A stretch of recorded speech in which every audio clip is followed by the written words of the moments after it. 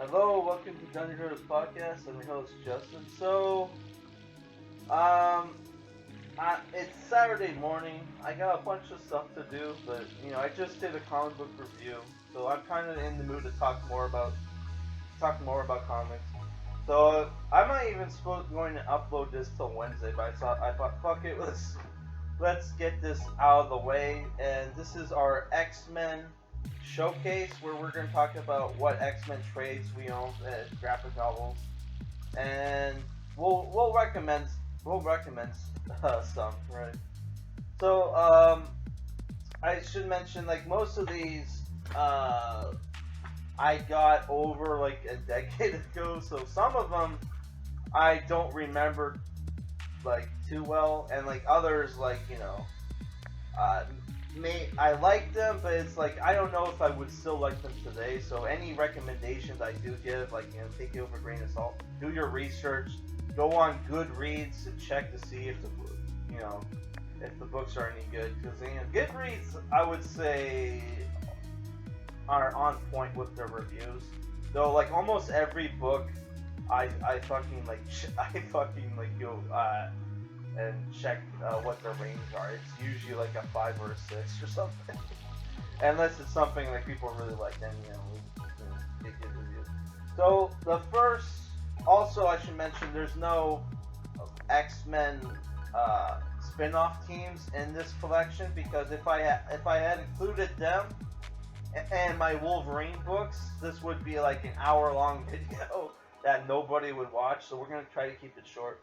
So the first book is X-Men Wolverine Gambit by Jeff Loeb and Tim Sale, which is a crossover with Wolverine and Gambit, where they team up in London to track down the killer, the Jack the Ripper killer, who's in modern day England, London, England, which it turns out to be Arcade and some other chick. But overall, I thought it was a good book. I reviewed this recently. I think I reviewed this in January. So go check out my review of this book. It should be in the Marvel Comics review playlist. So overall, I thought this was a cool book. If you're a fan, I think if you're a fan of Jeff Loeb and Tim Sale, you'll probably like this book. The action scenes and the art is pretty cool.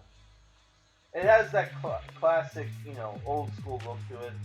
That's the thing I like about Tim Sale. Is like he draws in this like very old school, but it's still stylistic, art style. So the next book is a Chris Claremont book, X-Men Mutant Genesis by Chris Claremont and Jim Lee, which collects X-Men 1 through 7, which I think came out in the 90s. This very much looks a lot like the X-Men cartoon, though, like, Wolverine has his like brown and yellow costume, but pretty much everybody else looks like they're like 90s X-Men cartoon. Which the team up in this book is Cyclops, Wolverine, Psylocke, Rogue, Colossus, Gambit, Storm, Archangel, Tier Beast, and Jean Grey, and Professor X, obviously.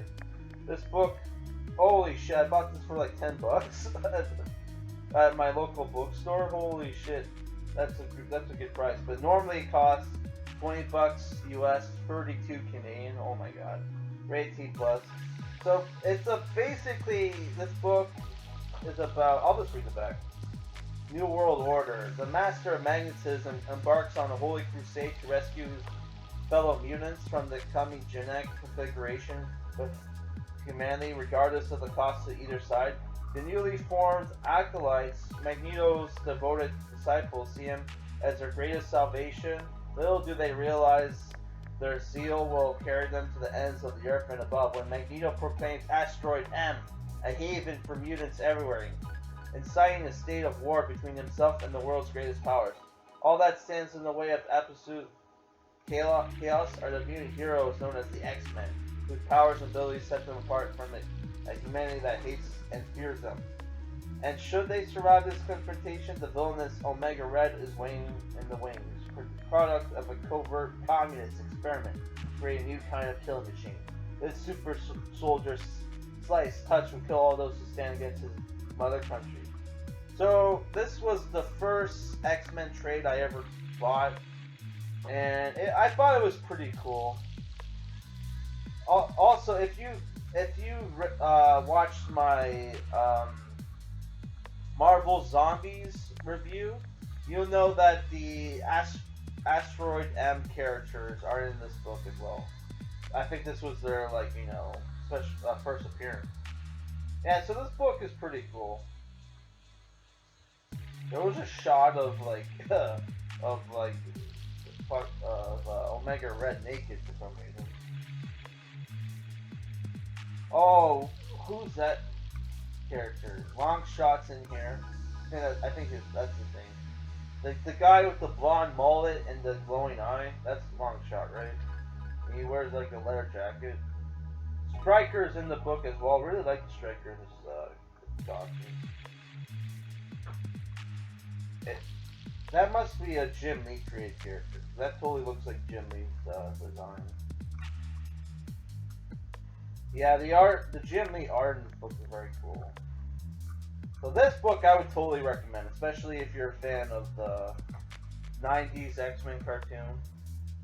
So next is a book I never read. At some point I will. It's X-Men Days of Future's Past, which I watched the movie. It was okay. Written by Chris Claremont, art by John Byrne, which John Byrne, everybody loves John Byrne's art. They have like the 90s costume, even though this takes place in the 80s. They have the X-Men cartoon. Oh, I haven't read it, so I shouldn't be browsing for it. So it costs like 20 bucks US, 22 Canadian, rated T+. It also includes that fucking like X-Men issue with Kitty Pryde and the Alien ripoff. That I'm sick of reading that fucking book, but it comes as an extra in almost every X-Men trade. I'm so sick of reading that fucking issue. So yeah, it's in this book as well. So the next book we have is the next couple are Uncanny X-Men trades, which I don't know what fucking order they're supposed to be in. This book I got for like $10 at the comic book store. Normally it costs $15.95 US. Okay, $23.95 Canadian. So this came out in a very bad time for for Canada. Oh my god. So it's Uncanny X-Men Poptopia, I think is what the book's called. It's about basically, it takes place in the UK, where this mutant whose mouth is always flaming, starts dating this British pop star. So like, let's read it has this like paparazzi, like TMC, like gossip rag, like cover. That's confusing as fuck. You also have like Nightcrawler, Wolverine, Cyclops, and Archangel in the book. What's this? Oh, I'll just read the back for you. Welcome to jolly old England. Confidential exclusive. Mutant hysteria on the streets. There's mutant hysteria on the streets as a pop diva, Sugar Cane, is tearing up the charts and rumored to be dating a mutant. You heard it here first, dear reader. The Queen of Pop is shacking up with a gene freak, and now there's rumors of a mutant civilization lurking beneath our very feet, hunting our children and ravaging decent society. Is this a war we want our children living in? Joe Casey and company would have you believe it. This dynamic duo has taken the outlaw X-Men to the top of the billboard, and its rocking adventure above and below society's radar. So this collects Uncanny X-Men issues 394 to 399. Okay. So I remember this book being decent. It has Bushwhacker in it. I think what the fuck were the mutants called that lived in the sewers? Oh, I can't remember. And I can't remember, even though I read like a Daredevil book where they were featured in recently. God damn, not recently. It was like the last 2 years. Not Nomads. They weren't called Nomads. They were called. Oh my god. Fuck. I can't remember. So who wrote this book? Cover art by Ian Churchill. Okay. Writer Joe Casey, and art by Ian Churchill, Sean Phillips, Mel Ruby, Ashley Wood, Tom Rainey, Tom Dernick. I don't know. I thought the art was okay in this book. But yeah, if you're not a fan of the race, like, you know, the racism is bad books, like that a lot of X-Men books are about, you're probably not gonna like this book. Even though, yes, I agree. We all agree racism is bad, but like I don't need to, like, you know, like I'm an adult, okay? Like Jesus, I don't need that, like, you know, like what's it called? Pounded into my head. I already know. I watched the 90s X-Men cartoon from the 90s. I know racism is bad. I don't need to hear about it in every X-Men book I read. Jesus. That's why I stopped reading like the X-Men books, man.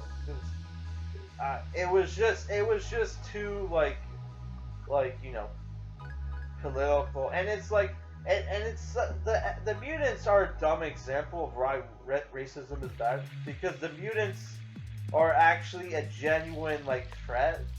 There's a like how many times like the whole point of the X-Men were like, okay, evil mutants are out there making us all look bad. We have to form our own mutant superhero team to fight them, to show the humans, hey, not all mutants are bad. That's the whole reason of the X-Men. But eventually they stopped being about that and started fighting.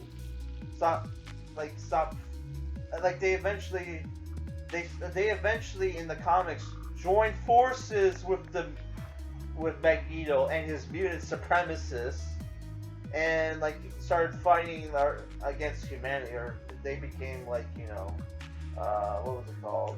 Separatists of humanity. So this next Uncanny X-Men book is called Uncanny X-Men: The New Age, The Cruelest Cut, Volume 2. I don't have Volume 1. This was also on sale for $10. I probably should have picked up Volume 1. It collects Uncanny X-Men 450 to 454. This also has the first appearance of X-23 in this book. I'm pretty sure this is also written by Chris Claremont, but I gotta double check. Oh, so the first Uncanny X-Men book is called The New Age Volume 1, The End of History. So I should probably pick that up at some point. So it's written by Chris Claremont with pencils by Ann Davis, Andy Park. Okay. So I remember this being okay. Wasn't too bad. Was that Hope Summers in this book?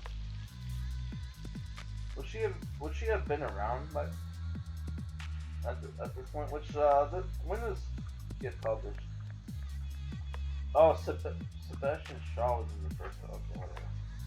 So this book is about the new age of Uncanny X-Men continues, investigating a series of mysterious murders in New York City. The X-Men discover that all of the victims seem to have been cut to pieces by blades, adamantium blades. But if Wolverine didn't kill these people, who did? X-23. Plus, while on assignment to track down missing teammate Sage, the X-Men discover more than they bargained for, the birth of a newer and deadlier Hellfire Club, which is Sebastian Shaw's, like, book. So, I don't know, I remember this being okay. Wasn't too bad. Wasn't too bad at all. And, it's, did I go into what it's rated? Probably, man, I can't really see the price because there's a sticker over it, but it says like 11 something US and 18, 20, 25 Canadian. Okay, whatever. So that's not. This book I obviously bought at a regular bookstore because I don't have the sleeve. So I paid like $19 for it. Sorry, like $18.50. This book is Uncanny X-Men Quarantine, written by Matt Fraction, Kieran Gillen, and art by the infamous Greg Land, which I fucking love Greg Land's art. In what do you call it? Ironic sort of way, which for people who don't know, Greg Land is an infamous artist in the business because he's one of those like tracers. Like he doesn't trace. He uses like photographs as references to draw. And what his favorite material to use as references to draw people are Playboy magazines and like porn mags. So like you have like these girls, every time there's like a hot chick with like a smile on their face or like they have their mouth open, it makes me think like yeah, it makes me think Dirty Fox. So what's this book about? Oh, I should probably go into what issues this collects. It was first printed in 2011, apparently. Collects issues. Let me see. I don't see it any fucking way. Come on, where the fuck is it? There's like, okay, Uncanny X-Men 530 to, let's check. 534? No way, come on, it has to be more than that. Let me just check the 534. So it collects issues 530 to 534. Wow, that's kind of rip off. And I paid like $20 for this. So okay, let's just read the back. Is there anything worse than that slow, sickening feelings like you're getting sick? Is that what is? Sorry, there's a sticker here. The price tag. So I'm just gonna. That sinking feeling like you're getting sick. You can't get warm. Your bones hurt. Your throat closes, and your chest gets too heavy every time you breathe, and then you know you're doomed. So what if it happened to all the X-Men all at once? The Sublime are back, the band, and they unleash a contagion on Utopia. That's what the X-Men what's it called? Like ethno state. The X-Men ethno state is called Utopia. Contagion on Utopia. To what end? Why now? And what's next? Who's left in San Francisco to deal with the Collective Man? Meanwhile, Collective Man is like a Chinese, communist supervillain or superhero. I can't remember. Meanwhile, Emma Frost and Sebastian Shaw reminisce over old times via the strong language of pugilism. Don't know what that is. Is that fisticuffs? Because I was playing that Bravely Default game, and that the fisticuffs class is called pugilism or whatever. Pugilism. So in this book, the X-Men fight like a fake X-Men team. And there's also a part of the book where, like, oh, Nemesis is in this book as well. Where, like, the X-Men don't have superpowers. Their superpowers were stolen, and they have to fight rich people who are taking pills to, like, you know, simulate X-Men superpowers. And yeah, the X-Men team fight them with no superpowers and win. So I thought that was a little dumb, but yeah. I don't know if I recommend this book. I don't know. If you're a fan of Greg Land's art, check it out. But like, I honestly, Matt Fraction is kind of a shitty writer in my opinion. So we only have 3 books left to go. So the next 2 books are Victor Gischler books. Which Victor Gischler, I'm kind of a fan of him. I don't know what people think of him, whether they think he's good or not. I don't know. I like Victor Gischler's books, and they're very light-hearted and they're funny. His Deadpool stuff is hilarious in my opinion. Check out Merc with a Mouth and Deadpool Core. In my opinion, they're pretty cool books. I paid like $30 for this book. It's X-Men: The Curse of the Mutants by Victor Gischler and Paco Medina, who he worked on Deadpool. You also have this cover by, what's that guy's name? Oh my god. I can't see it. The guy who did the cover for Iron Man Extremis, he did the cover for this book. Which is kind of weird because, you know,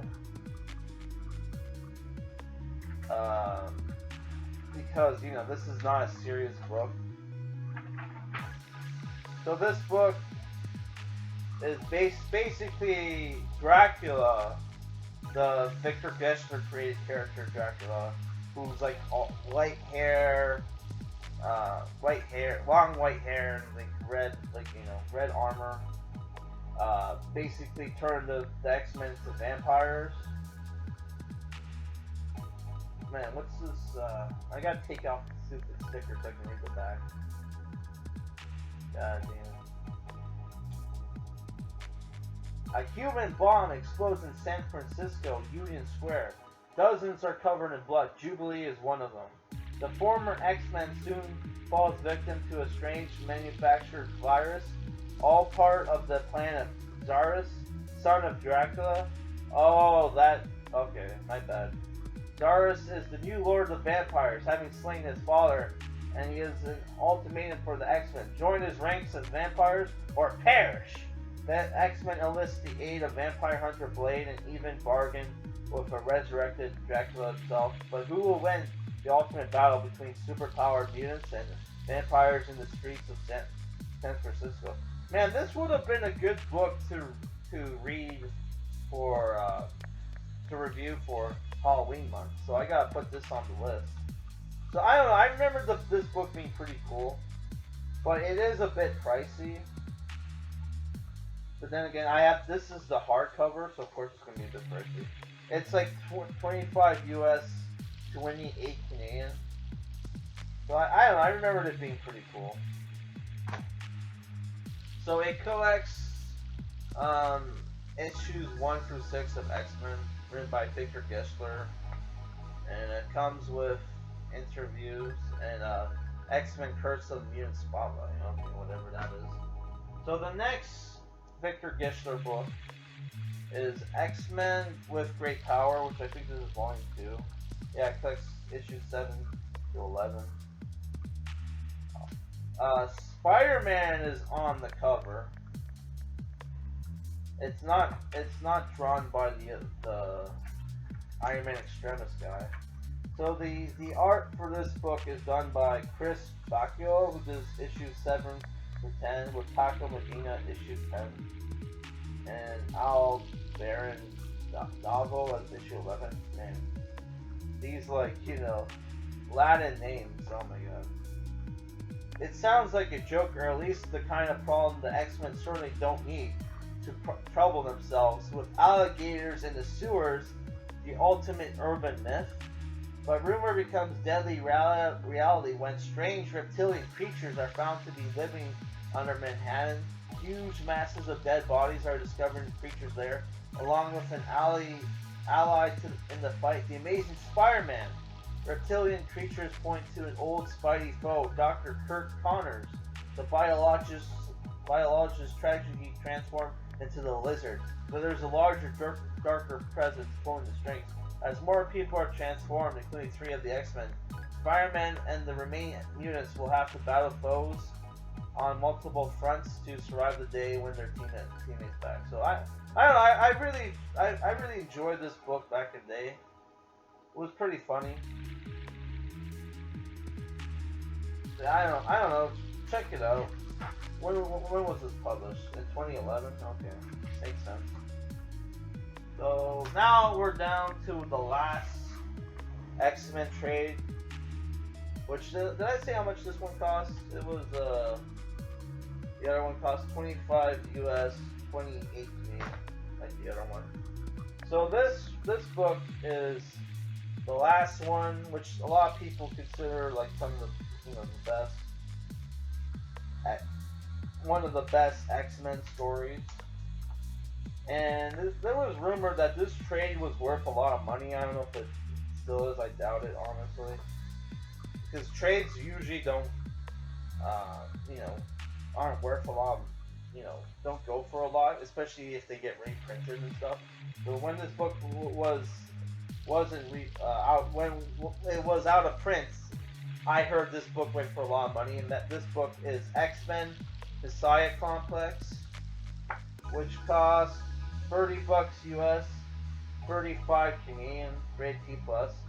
It collects the X-Men Messiah Complex one-shot, Uncanny X-Men 492 to 494, X-Men 205 to 207, New X-Men 44 through 46, and X Factor 25 to 27, featuring the work of Ed Brubaker, Mark Silvestri, which the cover is a Mark Silvestri cover. Mike Carey, Billy Tan, Chris Daccio, Craig Kyle, Chris Yost, Humberto Ramos, Peter David, and Scott Eden. So the cover, the art for the back is pretty cool. And IGN said easily the best X-Men crossover in a decade. So when I read this book, I was pretty lost.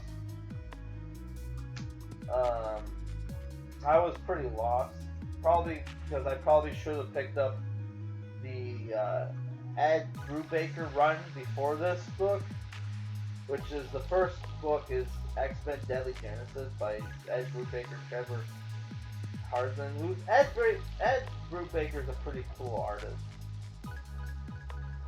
So I'll just read the back for you. In the aftermath of House of M, Decimation and Endangered Species, which I've read House of M. The other two not so much. The future of mutants has never been bleaker. At the seeming end of their evolutionary cycle, a miracle arrives in the form of the first mutant birth since the tragic events of M-Day, when the Scarlet Witch obliterated the X gene from virtually every mutant on the planet, except for the X-Men. But from this source of hope comes a clash between mutants over who will control the child's fate. It is a battle in which every mutant on the planet has a stake. The fight is on. The combined effort of several of Marvel's top creators, X-Men Messiah Complex, mines the rich tapestry of the X-Men universe for a Disney thrill ride of suspense that will set a new course for the future of mankind.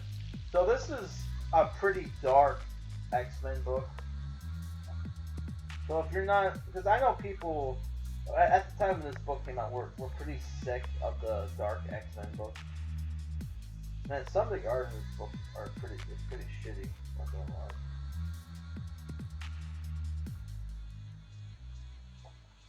I fucking hate when books do this, where they'll have like really cool cover art, and you look at the art inside, and it's fucking shitty. But the X Factor art looks pretty cool, but everything else is shitty. I don't know. I remembered being pretty lost and not enjoying this book, but you know, a lot of people like this book, so I don't know. Check it out. So that's the end of our. That's all my X-Men books, and our next showcase on for next Wednesday, we're gonna show off the the other my other X-Men spin-off team books, right? And maybe I'll even go into the back issues and we'll show off some like X-Men related books. Like maybe not. I don't know, depending on how lazy I am. So like yeah, this is the end of the video. Okay. If there's any of these books that you want me to review, let me know and I will. So like I'm definitely going to review the Curse of the Mutants book next Halloween month if I can remember. Alright guys, that's it for today's video.